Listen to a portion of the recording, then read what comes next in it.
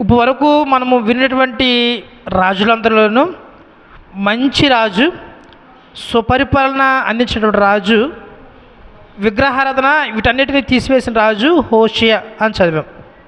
ఒక బాణము తగిలి రథం మీద నుంచి పడిపోతాడు. హోషేయ చనిపోతాడు.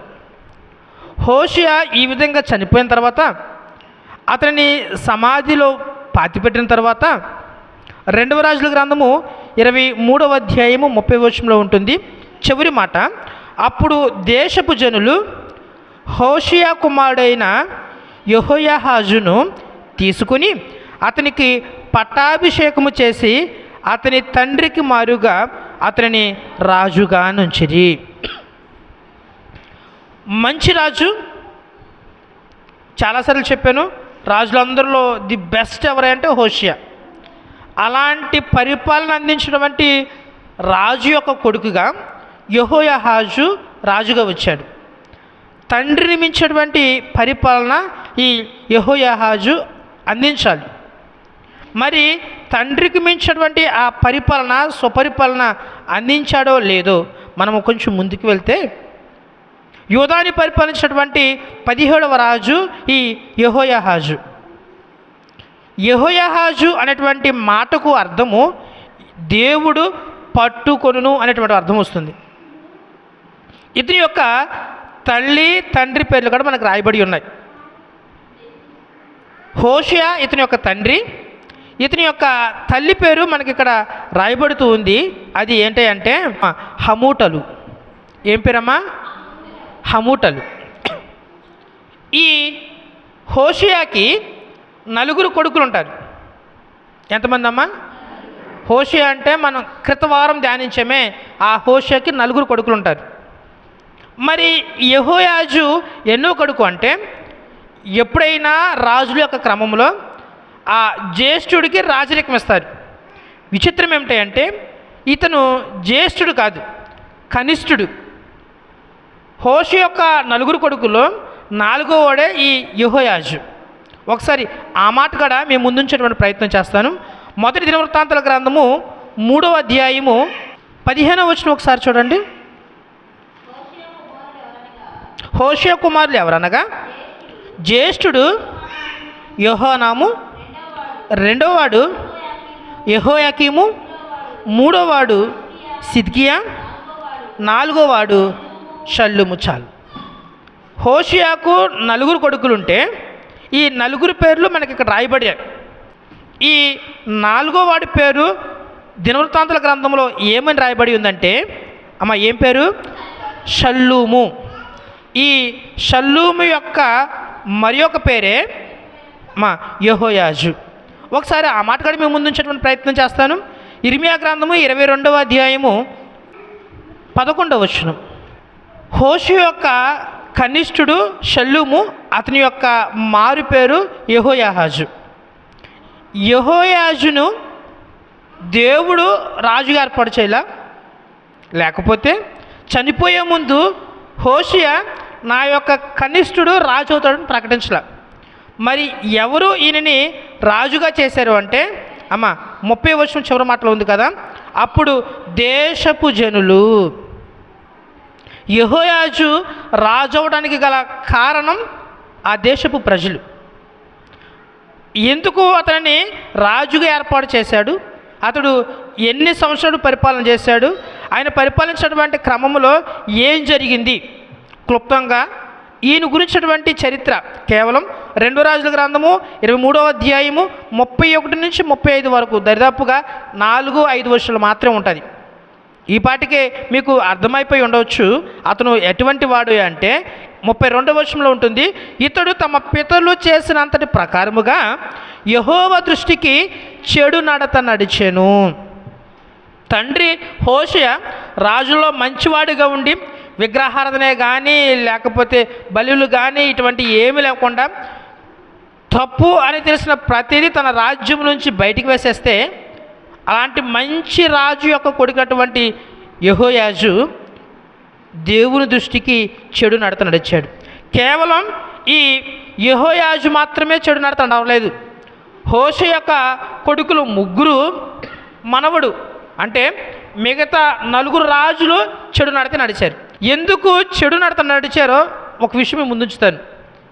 ఇప్పుడు వరకు ఉన్నటువంటి రాజులందరూ ఎవరు ఏర్పాటు చేశారు లేదా ఎవరు నిర్మించారు, ఎవరు నియమించారు? దేవుడే నియమించాడు. ఈ చివరి రోజులు వచ్చేటప్పటికి ఈ యెహోయాజును ఎవరు నియమించారు అంటే జనులు నిర్మించారు. ఇక మనం అర్థం చేసుకోవాలి, 4 రాజులుంటే జ్యేష్ఠుడు కాకుండా కనిష్ఠుడిని జనులే దగ్గరుండి ఎందుకు ఏర్పాటు చేశారంటే హోషియా మంచుడైపోయాడు.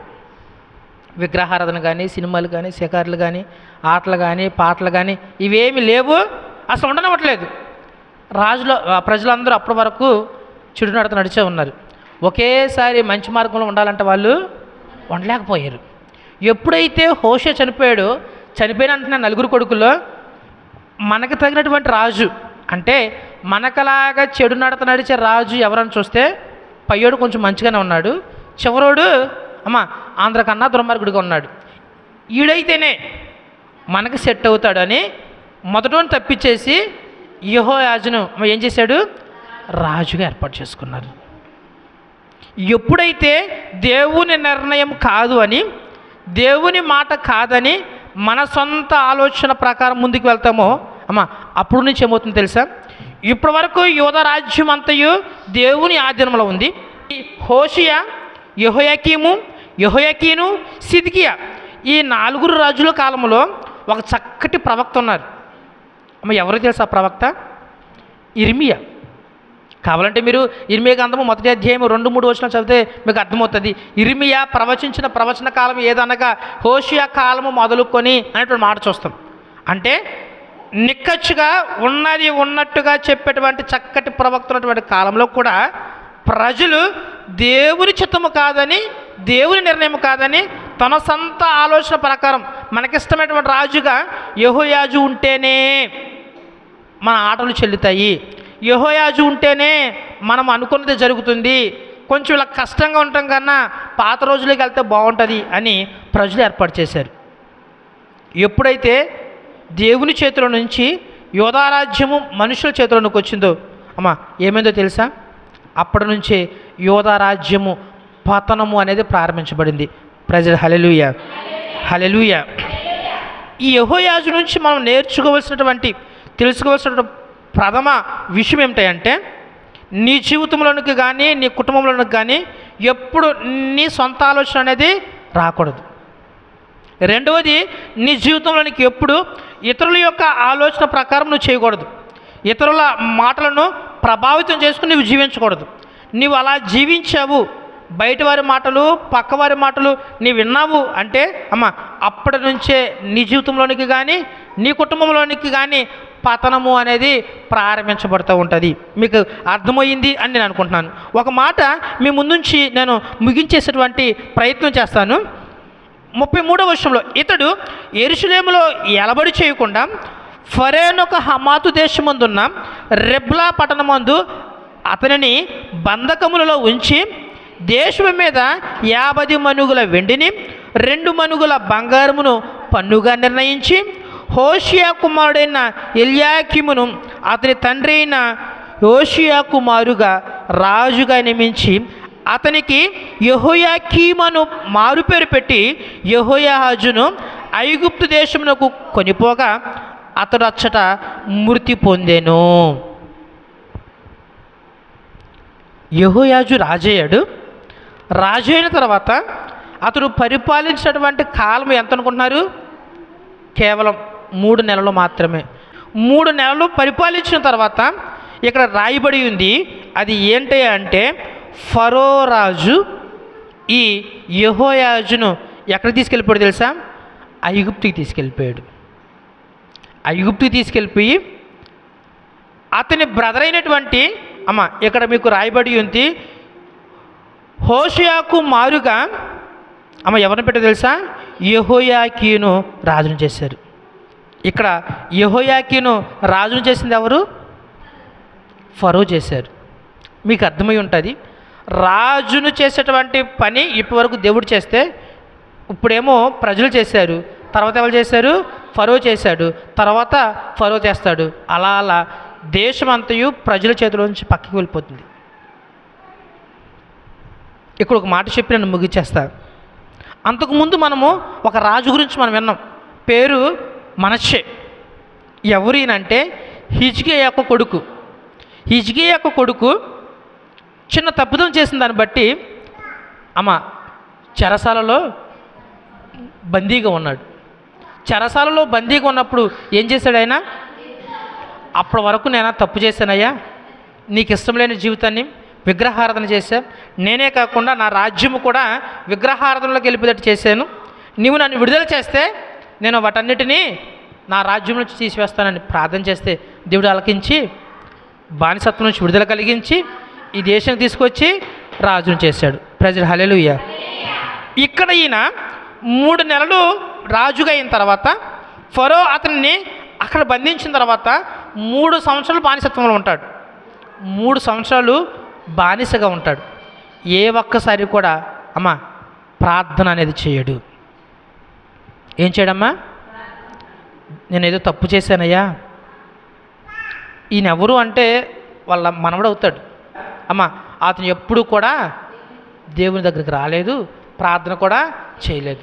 ఫలితం ఏమైందంటే ఒకసారి ఆ మాట ఇర్మియా గ్రంథము 22వ అధ్యాయం 11వ వచనం చదివారు కదా, అక్కడ మీకు రాయబడి ఉంటుంది, యెహోయాజు తిరిగి ఆ దేశంలోనికి రాకుండా పోవును అనేటువంటి మాట.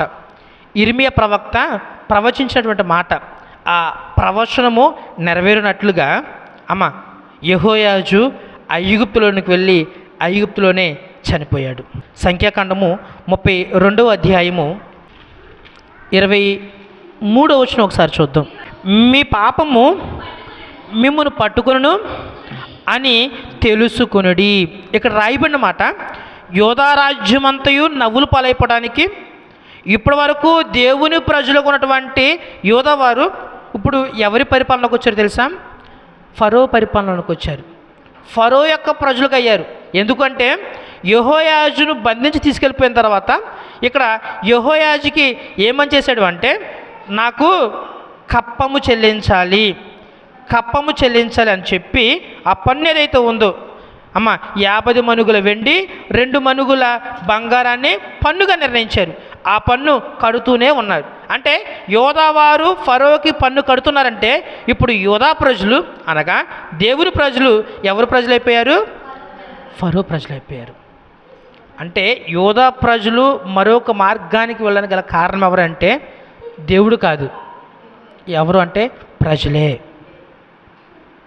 అయ్యా హోషేయ చనిపోయాడు, ఇప్పుడు మా పరిస్థితి ఏంటి అని మనం దేవుని దగ్గరకు వెళ్తే దేవుడే ఒక మంచి వాడిని రాజుగా ఏర్పాటు చేసేవారు. కానీ వీళ్ళే మాకు ఈయనైతేనే సెట్ అవుతుందని యెహోయాజుని ఏర్పాటు చేసుకున్నారు.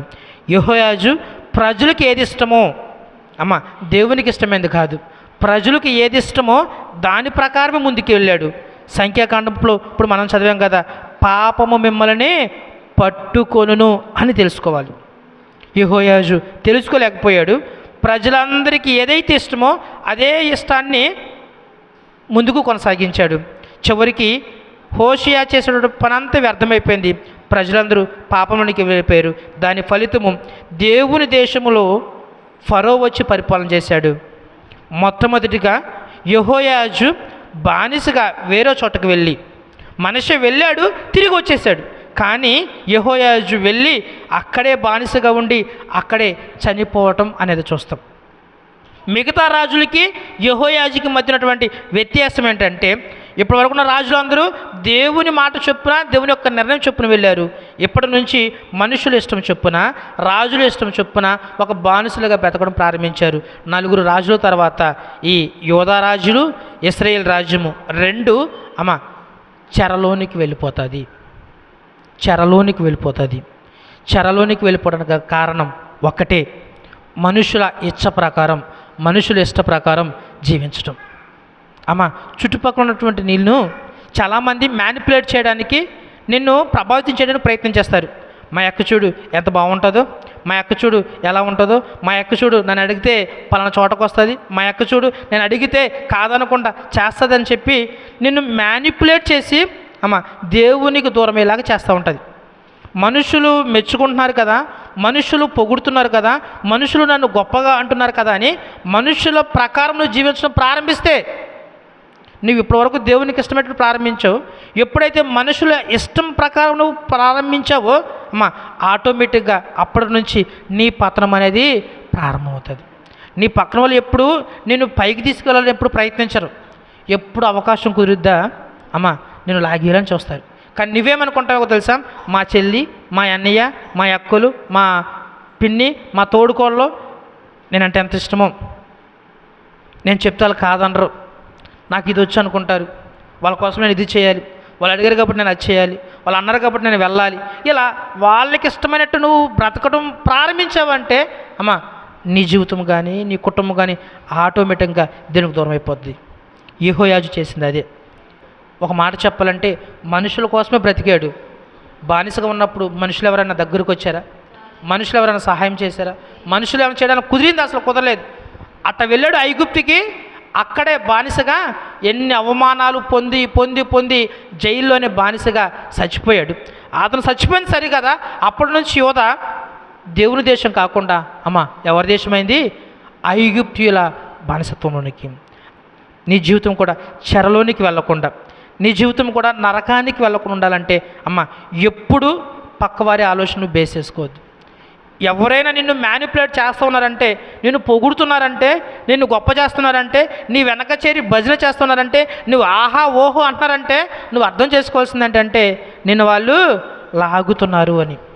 నువ్వు పాపంలోనికి అమ్మ చెరసాలలోనికి బానిసత్వంలోనికి వెళ్ళిపోవడానికి వాళ్ళు ప్రయత్నం చేస్తున్నారని. యెహోయాజు అది తెలుసుకోలేకపోయాడు, పతనంలోనికి వెళ్ళిపోయాడు.